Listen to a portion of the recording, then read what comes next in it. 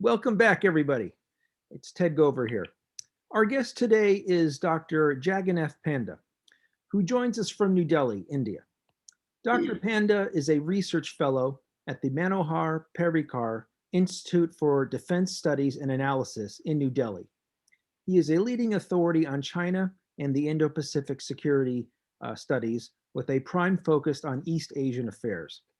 Dr. Panda is the author of the book India-China Relations, Politics of Resources, Identity, and Authority in a Multipolar World Order, as well as the other book, China's Path to Power, Party, Military, and the Politics of State Transition.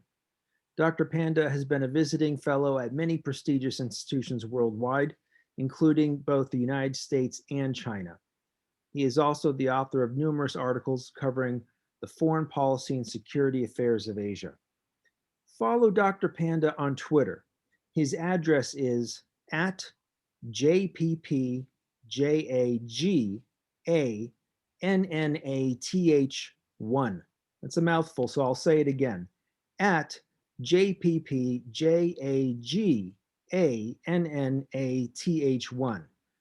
Dr. Panda's Twitter feed is a wonderful resource of information relating to India, its national security policy, and the latest events comprising the Indo-Pacific. I highly recommend dipping into it regularly. We have Dr. Panda here today to explain India's important role on the international stage and what this means for the United States and India's neighbors. Dr. Panda, thank you for being here. Ted, good morning, and thank you for this invitation. It's a great pleasure to talk to you. Well, to start off, you are a research fellow at the Manohar Parrikar Institute of Defence Studies and Analyses. For those of us who don't know, please tell us something about the person who your institute is named after, Manohar Parrikar. What should we know about him? Oh, okay. Mr. Parrikar was a very tall Indian politician. He was the longest serving chief minister of Goa in India. And he was India's former defense minister under the Modi government, under the National Democratic Alliance government led by BJP. Just a few years back, he has passed away. And following his name, his tall contribution to Indian policymaking, Indian security, and particularly as his contribution as India's former defense minister to the field of defense and security. Our institute has been named after him, and he has been a tall politician, tall decision makers, and many Indian public really hold him in high esteem. And we are privileged to be named after him. I know he was a good friend of the United States as well. In his January 25 speech for the World Economic Forum's Davos Agenda virtual conference, Chinese President Xi Jinping warned that a new Cold War could turn hot and said that such an outcome must be avoided. President Xi opposed the ideas of countries imposing sanctions on one another or seeking to create isolation. And he also warned about how the pandemic should not be allowed to accelerate decoupling or the rerouting of supply chains. He seemed to be laying the foundation as to where Beijing stands on these issues and announcing them to the new Biden administration. Dr. Panda, what did New Delhi make of Xi's January 25 remarks? I think if we talk about Mr. Parrikar, he had a tall contribution to put the frame the India-US ties the way it is today. In fact, he was in a way one of the key politicians to give a direction to India-US defense partnership. And under his leadership, when he was the defense minister, there was a key agreement signed between India and US on defense and security issues. And that has, in a way, made the India-US partnership the way it is today, to put it on a frame. And it has, in a way, reframed the way in both India and US were looking at each other in the post-Cold War period. But if we take into the Chinese leadership's remarks here, and I think what is really significant here to note is that I think the Chinese leadership and the decision makers in China that India and US should come together. In fact, if we see the post-Cold War trajectory, China, when it went for the first multilateral organizations in the name of Shanghai Five in 1996-97, and then turned Shanghai Five into Shanghai Cooperation Organization in 2001. Since that time, China has been trying hard to stay engaged with India on a different level, at a bilateral level, at a multilateral nexus, at a multilateral framework level. And that has been one of the attempts of the Chinese leadership not to allow India to completely go away from China and join with the US or join hands with the US. So the Chinese leadership's concern, their qualm and their fear about India and US coming closer, particularly under the current circumstances, is quietly visible. And if we take the previous remarks that you cited from the Chinese leadership, it's a part of that broader narrative. A question for you about the Quad. In recent years, ties have been strengthened among the Quad, which is that four-country coalition consisting of India, Japan, Australia, and the US.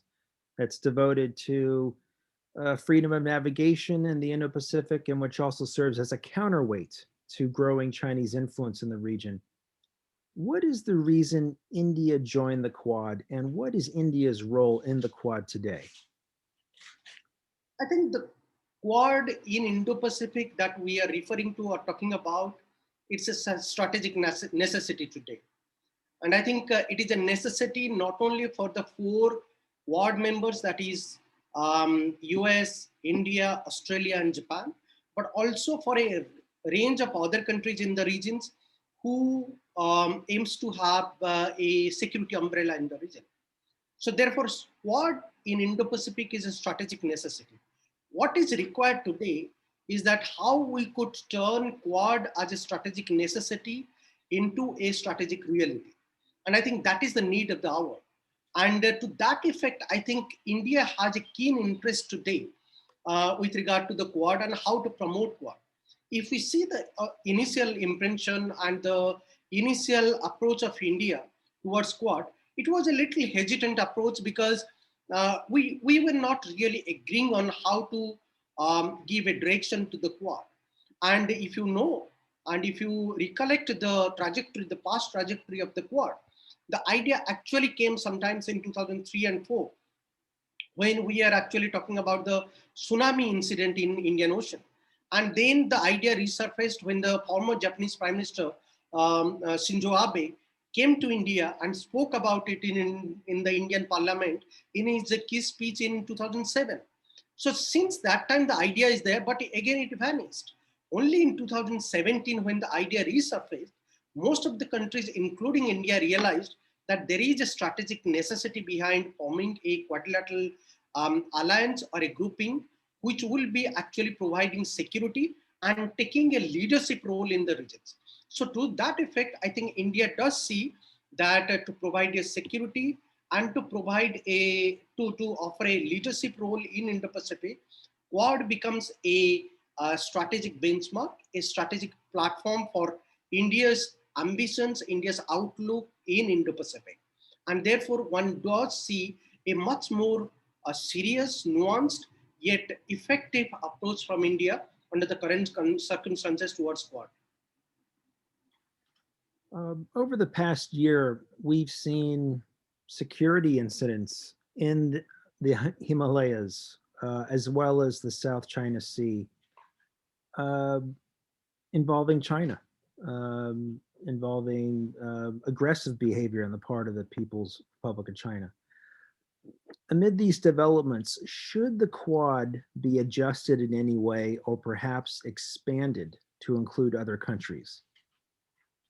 Well, before we talk about the expansion of the Quad, what we need to ensure is that how to make the Quad, transform from being a necessity to a reality.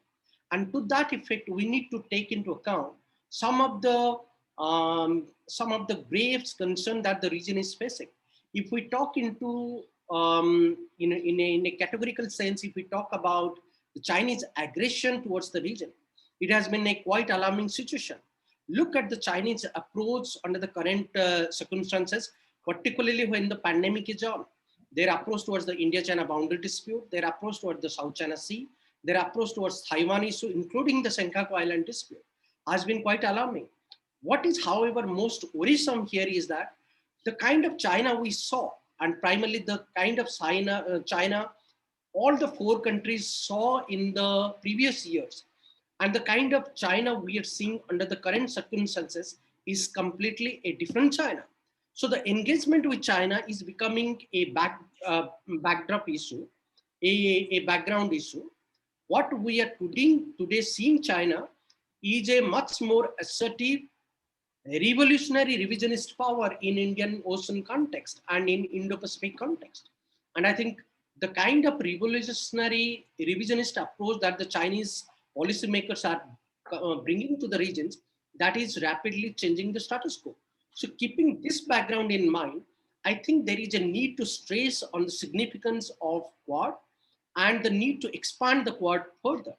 I mean, expanding the Quad network at this moment you would be very ambitious. What we need to do is to ensure how to continue with the momentum of building a consensus and an agreement on a key range of issues that all the four countries, including the broader Indo-Pacific region, is facing vis-a-vis China.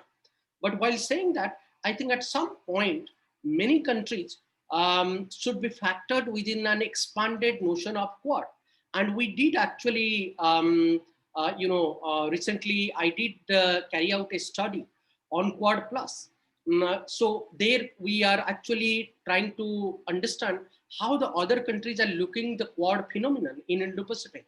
So to that effect, I think many countries in the Indo-Pacific regions today shares an increasing concern about the Chinese activism, Chinese aggressive behavior, and China's revisionist approach. So to that effect, I think there is a strategic necessity and reality that we need to think in a futuristic context to expand the network of Quad.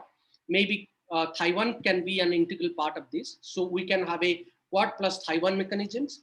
Maybe countries from Southeast Asia can be a part of the Quad, particularly countries like Vietnam and all those countries, those who are actually sharing a concern about China, and countries also from other wider Indo-Pacific regions or beyond the Indo-Pacific regions, those who are having extended concerns on the Chinese revisionist approach, they can be a part of the extended framework of Quad. So Quad is here to stay, and we need to ensure that the momentum with regard to Quad should be built. But at some point in future, we also need to think about how to expand it. India is the world's second largest arms importer after Saudi Arabia. In your view, what weapons systems and capabilities does India need now and going forward? If we see it objectively, India's military system, military equipment system is very much Soviet-oriented system. I mean, if we look at the history, India has always purchased a bulk of the Soviet equipments, arms and ammunitions from the then Soviet Union and now Russia. So today, most of our major defense procurement procedures are still reliant on the Russian technology, Russian hardware and military equipment. But while saying that, I think over the last 8 to 10 years, India has shown in a kind of increasing inclination towards towards a kind of diversifying the procurement procedure. So to that effect, we are looking for sophisticated, high-tech oriented defense equipment, military equipments, in terms of advancing our air force base, air equipments, the jets, the naval equipments and the ships, and also the fighter skills when it comes to the military troops or the army skills, army equipments. So to that effect, I think we are diversifying our procurement process from major countries like Israel, France, US, South Korea, and therefore, I think there is a notion of diversification as far as acquiring new science advanced scientific technologies are concerned, which will be ingrained into the military weapons and military system. And there, India is making a change. But I think a lot has to be done with regard to that. We have two critical initiatives. One is Make in India, and one is Skill India. And Make in India is one of those programs where foreign military companies needs to come and collaborate with Indian companies to produce hardcore equipments or hardwares or technological equipments that could be integrated to Indian system as well as to the foreign system. So there a lot of change has been noticed. Similarly, the Skill India initiative is, of course, it is mostly towards the industrial sector, but then Indians are very skill oriented people. So the idea is to also invite the foreign companies to come and talk and discuss the initiatives with India and engage in more scientific oriented technological weapons so that the future can be saved accordingly. And all of these things are being developed, not only keeping in India's security interest in mind, but also keeping the way the Chinese are actually behaving towards India and to a range of countries in the region. Dr. Panda, you are an astute follower of Japan, and you've written compellingly about the country over the years. In a recent piece you authored in the Asia Times, you noted that Japan opposes current efforts by the G7 to expand the grouping. Expanding the G7 has been viewed by many countries as important to addressing many of the democratic world's concerns. What can you tell us about the reasons behind Japan's opposition to expanding the G7? I think it was a bit surprising as far as India is concerned, because the India-Japan, both bilateral and multilateral mode of understanding has been one of the defining aspect of Indo-Pacific politics today. So as far as India is concerned, it was a bit surprising. But I think the entire issue needs to be understood from Japan's point of view and the way the decision-making process in Japan is concerned. And I think there are several factors attached to it why Japan is showing a lot of reluctance towards an expanded notion of G7. The first reason is, if we see the Japan's traditional approach, particularly after the post-Cold War, Japan has been very forthcoming about taking leadership in the multilateral forums. So to that effect, ideally, Japan should have been welcoming an expanded G7 notions, which includes India and few other countries like, including probably South Korea. But I think what Japan aims here is that while preserving its own leadership, it is not necessarily to allow a grouping go out of the hand where the leadership will be really diversified or fragmented. So I think Japan wants to ensure that it still remain one of the effective country in the G7 framework. The second reason is, I think Japan wants to retain its that original status of being the only Asian country in the G7 formulation. And actually that provides a kind of a status security to Japan's international image among the G7 countries. So that is the second reason. Third is, I think it has to be done with the problems that Japan shares with South Korea. Japan-South Korea relationship has never been ordered, even though their trade and economic relations in recent years has seen some momentum. I think there is a lack of reciprocity, lack of confidence that exists between Japan and South Korea, and Japan would not like to see an expanded notion of G7 where South Korea comes, and Japan is worried that there would be a kind of a new Asian nexus would be emerging, particularly probably India giving equal importance to South Korea and Japan instead of giving only importance to Japan. So therefore, Japan would ideally like that probably India coming into G7 rather than South Korea and India both coming to G7. And I think all of these factors explains Japan's reluctance to G7 expansion. Yesterday, we saw the developments in Myanmar of the military coup in which the de facto leader of the country, Aung San Suu Kyi, and other leaders of the party were arrested. India shares a border with Myanmar. Um, what are India's thoughts on these developments and any concerns? I think India was one of the first country to react to this military coup in Myanmar. If you see, there was a quick response from Delhi that this is a development which is not really conducive to the peace and stability of the regions. But while saying that, I think India, as a immediate neighbor of Myanmar, realizes that there are countries in the regions who are not completely completely stable democracies. So such kind of sudden developments, such kind of sudden changes in the regions are always expected. We have seen it previously in Myanmar. We have also seen it in other regions, including in Pakistan.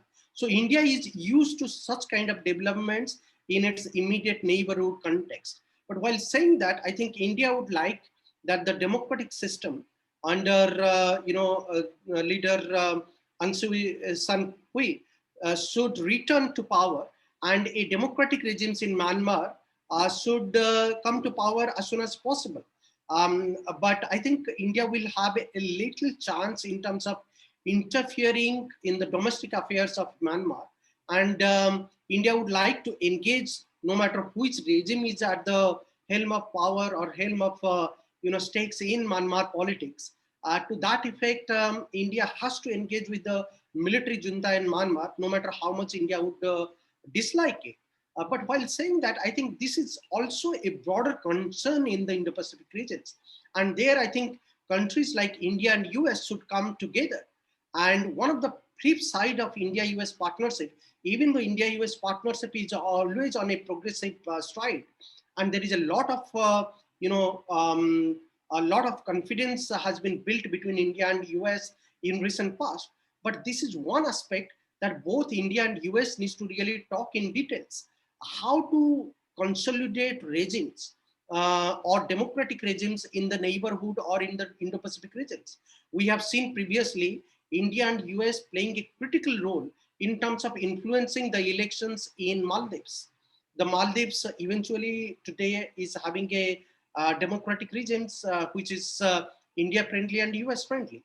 But similarly, we have to also talk about other third countries in the regions where India and US could play a constructive, influential role in terms of influencing democratic regimes and in terms of trying to have a good rapport of understanding with the democratic countries in the regions in order to consolidate democracy, advance democracy, and promote democratic issues in the region.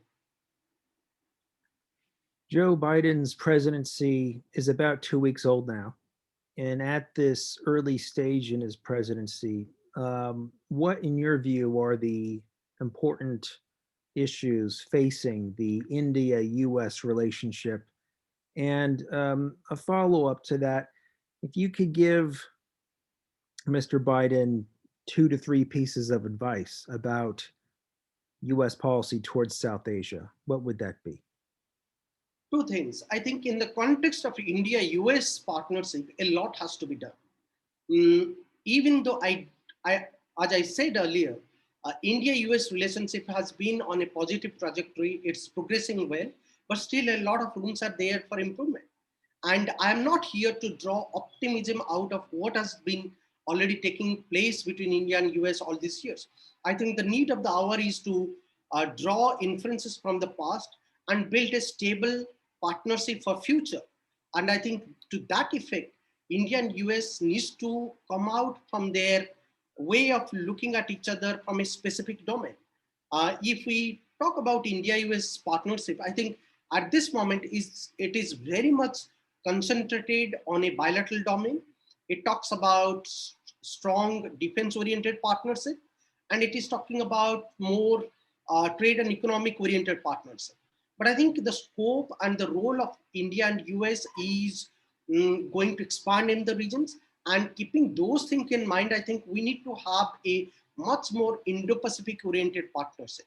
And I think that is one aspect that both the new Biden administration and the current government in Delhi under Prime Minister Modi needs to really talk about. Now, what are the specific in this Indo-Pacific partnership we need to really talk about? If we see the official joint statement between India and US, both the countries are actually continuously talking about, building strength in Indo-Pacific, providing security, preserving rules-based order.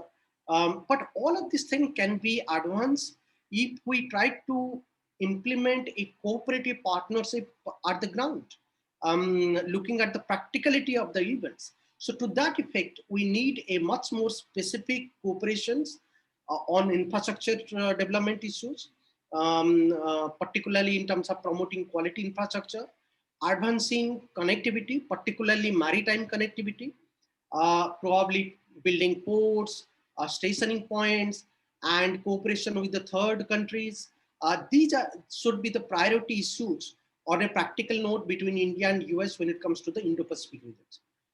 With regard to your second question, that what should be US approach towards South Asia, particularly under the new Biden administration, I think from where I do see, there are three things that the Biden administration must look at it very closely when it comes to South Asia. One, uh, I think the traditional notion of looking at Pakistan needs to be changed from the US point of view. Of course, we did see that the Trump administration changing a lot of approach towards Pakistan, and it was never Pakistan friendly. But I think we need to sustain that approach and probably go into to a deeper level in terms of advancing a much secured and much stable India-US partnership, which will be actually looking at Pakistan as a security concern. Uh, Pakistan is struggling as a country. Its economy is in deep crisis. It is only imbibing anti-India and anti-US elements in its foreign policy framework. That needs to be realized by Biden administration. Second, I think both India and US, and to a greater extent, Biden administration should have a parity of understanding with India on China factor. And I think we do understand that US has a very troublesome partnership at this moment with the Chinese. And they would like there is a bipartisan consensus probably in US when it comes to China today. But again, the point needs to be understood from within administration that India's approach to China, despite of all of its current problem, particularly on the boundary dispute, would be very cautious approach, and India has to deal with China as an immediate neighbor. But that doesn't imply that India is going to maintain a distance from the US. That's not going to imply that India is going to move away from the US. Engaging with China not necessarily mean any sacrifice of its relationship with the US. And I think India is here to build strength with the US. That needs to be understood much more clearly and in a very smart manner by the Biden administration. The third factor is, I think the Biden administration needs to have an India-centered South Asia policy rather than a comprehensive South Asia policy at this moment.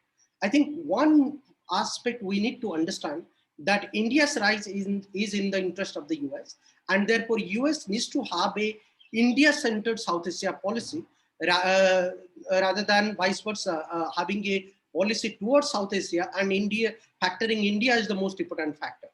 I think there needs a much more concrete understanding in the Biden administration and Biden administration's approach towards India as well as towards South Asia. Right now, there is a vaccine distribution campaign worldwide to inoculate as many people as possible against COVID-19 before it mutates, or so the theory goes, before it mutates into some more devastating form of the virus. Uh, India, as we speak, is undergoing the world's largest vaccination campaign, um, with efforts to inoculate 300 million people, just an astounding figure. Um, is there an area where the US and India can collaborate with vaccine distribution, not just amongst their own populations, but critically to different parts of the world, the developing world, where the need is quite urgent before the virus mutates. I ask because certainly India has many more capabilities than it has had before, and it is now the world's pharmacy in many respects. What are your thoughts on that? I think in comparison to the other countries around the world, India has dealt very effectively with the pandemic. Even though there was initially a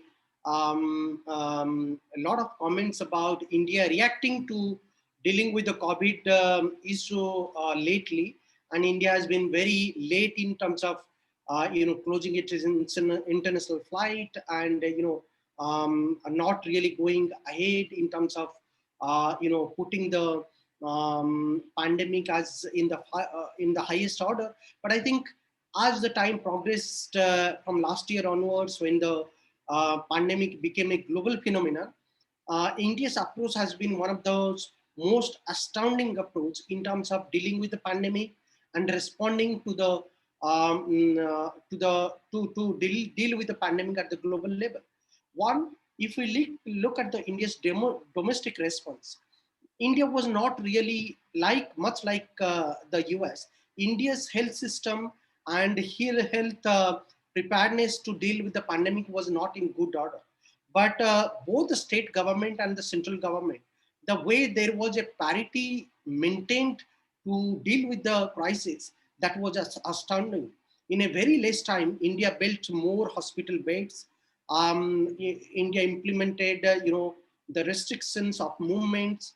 It closed down the borders within India. So there was a flow of traffic, flow of people. So that actually helped in spreading the virus and becoming an alarming situation like in many other countries. Second, I think in terms of going for developing the vaccine, India's medical science has been also in a advanced mode today, and probably we have started the vaccination much ahead of many other countries. So India is one of those first country to start, the vaccination process. As you rightly pointed out, a number of people are going to be vaccinated in next 1 month. So that's a huge amount of population if we see the kind of population we have in our country. The third aspect is that I think India's response to the international strategy to deal with the pandemic has been also very effective. India has actually talked about the pandemic cooperation to deal with the pandemic and to meet the challenges with like-minded countries, including US, including Japan and many other countries in the Indo-Pacific regions. India has supplied medicines, and India has supplied the the COVID kits, and also now India is supplying the vaccines to many of the countries, not only in the near Indo-Pacific regions, but also far beyond the countries in the Indo-Pacific region.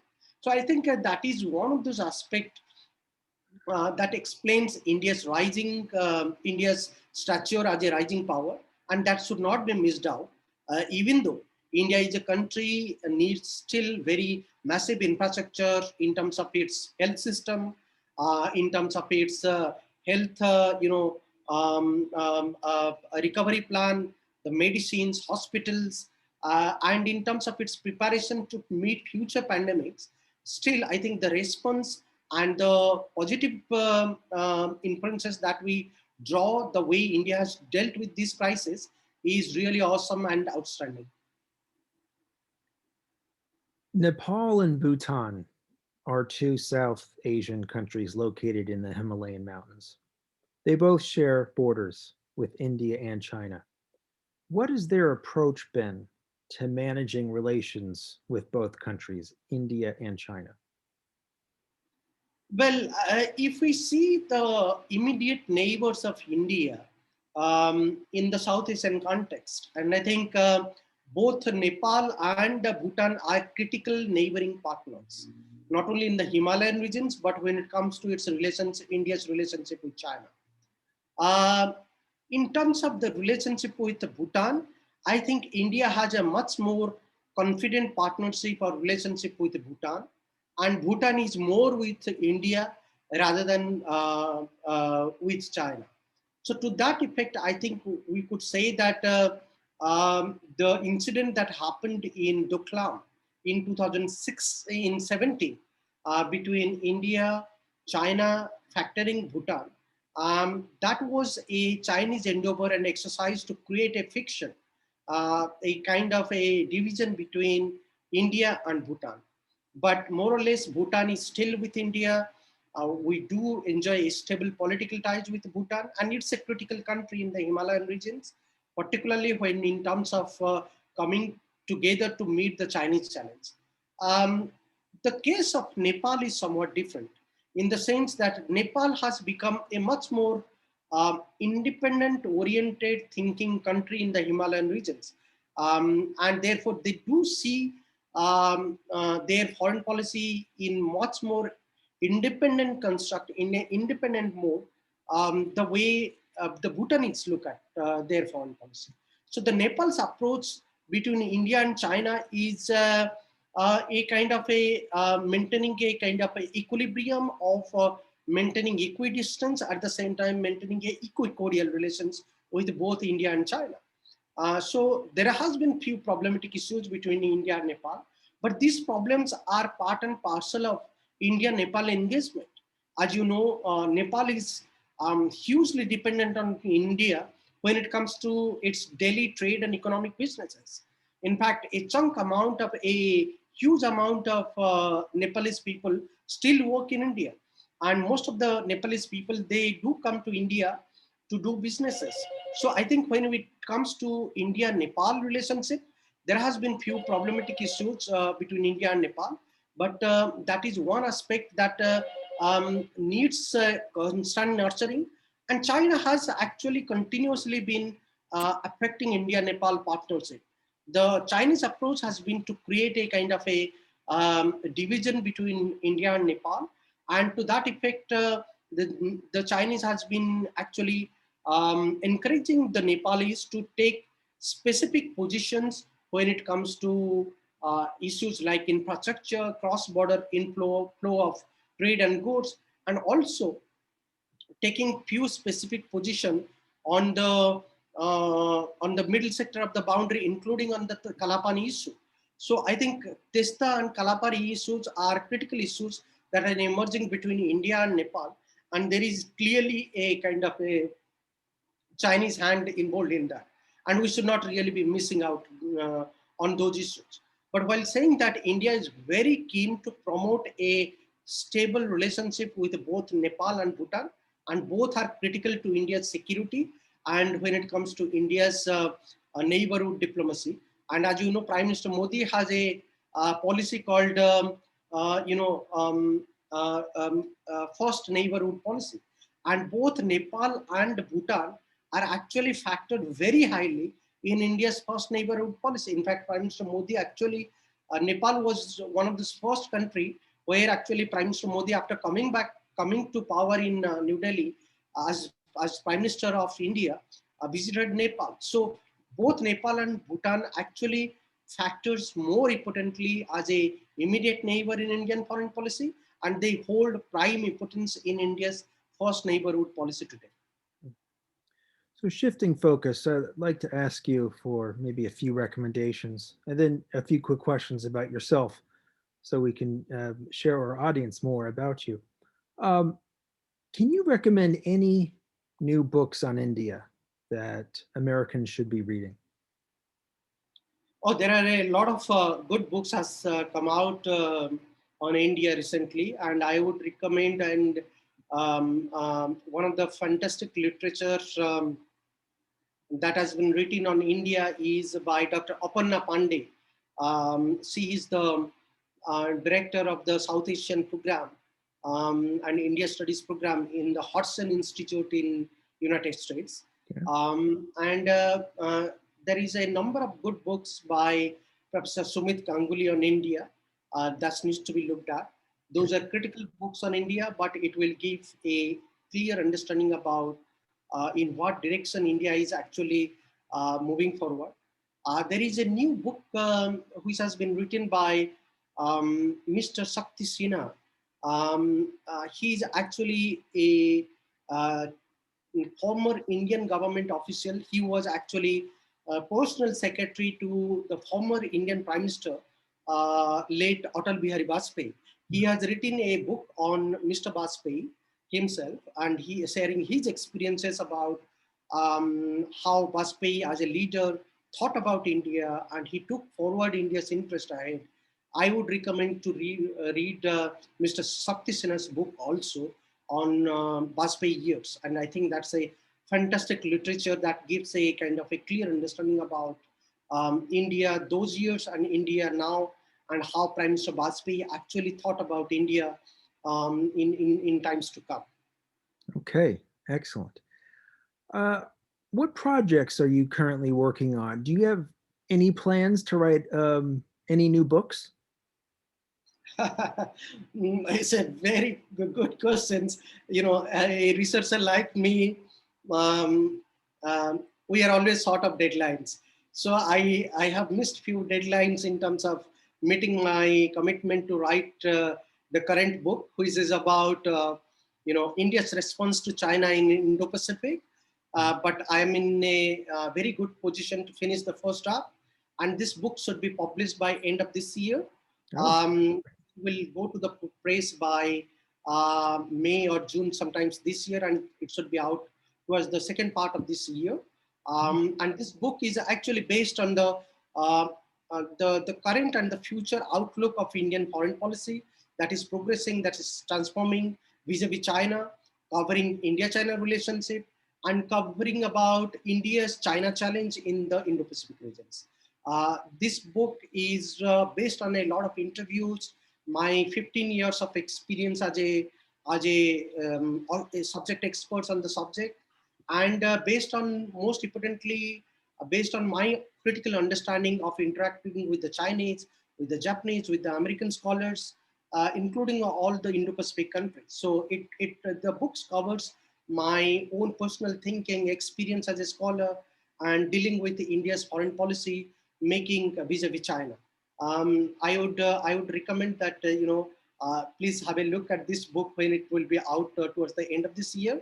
But apart from that, yes, I am focusing currently a lot on the three big economies involvement in the Indo-Pacific regions. That is China, Japan, and South Korea's involvement in Indo-Pacific regions, particularly from Indian context. So you will see more of my writings coming about India, Japan, India, China, India, South Korea, factoring the Indo-Pacific regions, particularly the Quad Plus, supply chain resilience initiatives. So I'm writing quite a number of pieces covering the issue supply chain resilience initiative that India, Japan, and Australia are talking about.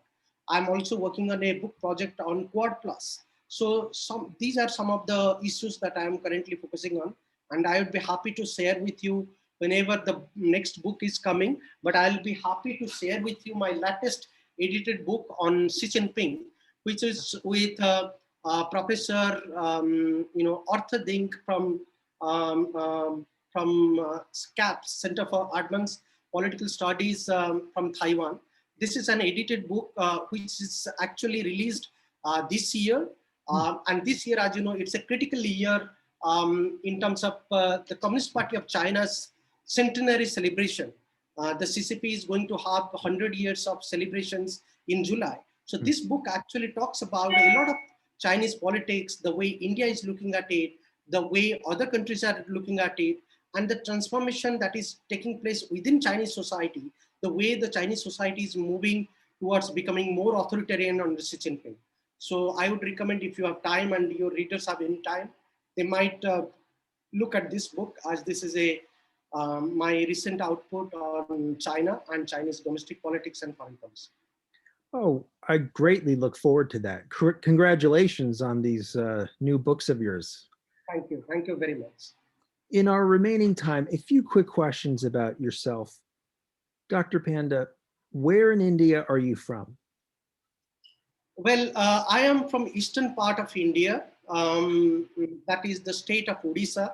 10 years back, 15 years back, it used to be one of the poorer provinces, poorer state of India, but today it is a middle-ranked state of India. But I'm from a very humble and modest background. I've studied in a very rural, some poor family background. And then after my schooling, I came to Delhi to pursue my college career, my master's and my higher studies. I did my PhD from Jawaharlal Nehru Universities, but I did my master's from Delhi universities. So for last 15 years, I'm working in this think tank, which is one of India's finest think tank on national security issues. I lead the Center of East Asian Studies here. That is the Center for East Asian Studies. I am currently heading the center with a focus on China, Japan, and South Korea. It's been a long trajectory, academic trajectory. All this while, it's been a struggling, but a rewarding and most satisfying academic journey so far. I do plan to move out of India at some point to pursue a career on foreign policy and strategic thinking at some point, but I'm not at this moment sure where I'm moving or which country I'll be moving to. But at this moment, I'm really enjoying currently working under the current institute, that is Manohar Parrikar Institute for Defence Studies and Analysis. And I enjoy contributing to India's national security debates, India's national security decision-making thinking process, being a part of the wider academic and strategic community network. Yeah. And when you write, where do you typically write and what time of the day or night do you write? Well, Ted, to be very honest with you, I've been a very disciplined student, let's say disciplined working professional so far. Since my childhood, much credits to my father. He has actually ingrained a kind of a utmost seriousness to my blood that every day I need to spend some quality times in terms of thinking about myself, in terms of following something which interests to me. And the international politics, the security and strategic studies actually closely interest me, and it really interests me. So I start my day very early in the morning, maybe sometimes at Indian time, 4:30 and 5 o'clock in the morning. I do a half an hour yoga, which actually helps me because, as you know, yoga is the most influencing and stabilizing factor for human body. I do spend half an hour to doing that. And after that, I do share a quality time in terms of reading and writing something. So most of the pieces and writings that I do is in the early morning to give it a more serious process or a serious, kind of a direction throughout the day. So my day starts very early and I continue to last as much as late as possible till 10, 10:30, maybe 11. But yes, I'm an early riser and try to take advantage of early morning and try to write as much as possible and more importantly, read a lot. And last question. After COVID is over, it will never be really over, but once we get our hands around it and we start traveling again, Americans will start returning to India for tourism. What dish do you recommend they try when they come to India? Because I've noticed on my trips to India, the cuisine is quite different than the Indian restaurants here in the US. So do you have any suggestions? Well, friends from America, whenever they are coming to India, I would not recommend for a short trip of 2 days or 3 days. India is a big country, and I would recommend at least a week or two should be spent in India, given the versatile, multi-ethnic, multi-religious, and multi-linguistic country we are. It's a versatile country.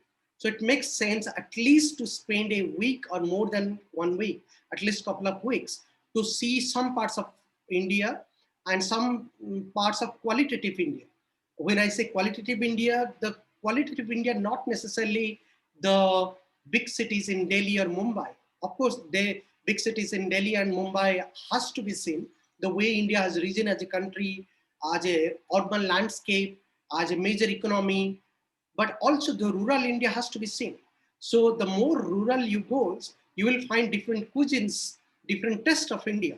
So therefore, I would recommend that in India you will see many varieties of food, be it to the eastern part of India, to West Bengal, Odisha, Andhra Pradesh. You will see their food a mixture of spice and mild flavor, but they have their own original eastern side of cuisine.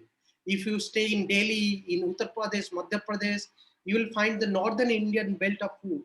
If you go to the western part of India, that is the Rajasthan, Punjab, you will get also a kind of different flavor of India.